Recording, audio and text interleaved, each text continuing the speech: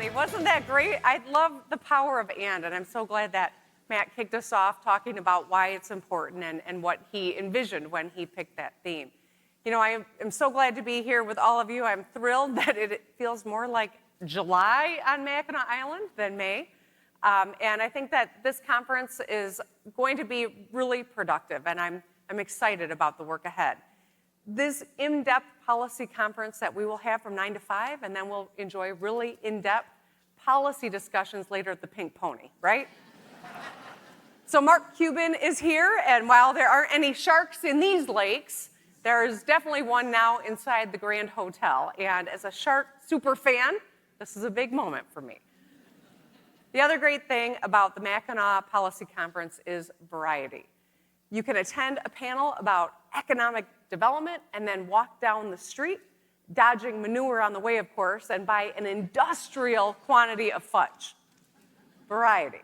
But in all seriousness, it's really good to be here. And I want to recognize the Detroit Regional Chamber and all of the staff who's done an incredible amount of hard work to put this event together. We've made a lot of progress in the state of Michigan. There's a lot more good work to do. But I want to tell you a little bit about some of the things that we've done just this year. We made record bipartisan investments in affordable housing, in community revitalization, in support for entrepreneurs and skilled trades workers. We won a $3.5 billion investment from Ford, an $800 million investment from General Motors, and a $400 million investment from Nel Hydro from Norway on hydrogen in Michigan. We're bringing supply chains home, and we're creating good-paying jobs. And if you stay tuned, next week we've got a number of things that we will be announcing that I'm excited to share with you next week. But we've also, so stay tuned, right? But we've also cut taxes by over $1 billion. We've put money back in the pockets of working families. We expanded, We expanded Elliott Larson's Civil Rights Act so that the LGBTQ plus community is right. We repealed a 1931 law abortion ban that was on the books.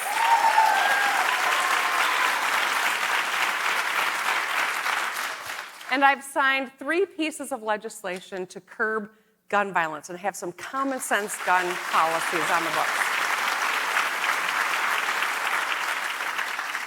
And our work continues fixing the damn roads. Orange barrels, our state flower now, are in full bloom. We are on track to fix nearly 20,000 lane miles and 1,400 bridges by the end of this construction season. So we are doing a lot of work. We're moving fast. But the power of and is important as we think about the work ahead and the conversations that we're having here, not just for 3 days on Mackinac Island, but as we think about the next 30 years in the state of Michigan. When I look back on what we have done, we've made some generational changes because we compete with an underdog spirit and a championship swagger. It is a uniquely Michigan characteristic to be humble and to outwork the competition. So I'm grateful to be the governor of this great state. I'm more excited than ever and optimistic about our future. Our unemployment is at 3.8%. It's below 4%. It's only happened 3 times since the 1970s. 2 of those times have been in the last 5 years. We've brought home $16.6 billion of investment, 16,000 good-paying jobs, thanks to the bipartisan economic development work that we've done through the SOAR Fund.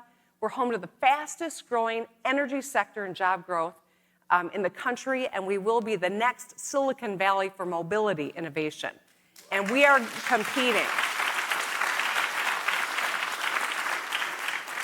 We're going everywhere, and we are competing with everyone to bring supply chains home, to create good-paying jobs in communities all across the state of Michigan. We are focused on the future, and it's not just one part of the state or the other, it's and. And is the answer to unleashing our potential. We need everyone to be on Team Michigan as we grow our great state and we build an economy for the future. Together, we can make Michigan a beacon of opportunity and freedom. We can show the nation and the world that no matter who you are, you can envision a path to prosperity in the state of Michigan. So I won't get too far ahead of myself. I'm just here to welcome you all. You'll hear more in the keynote tomorrow, but until then, I hope that you enjoy the conference. You have a lot of productive conversations. You meet somebody new, learn something unexpected, and have a good time and pace yourself. That's my only advice. So, thank you, and I will see you soon. This next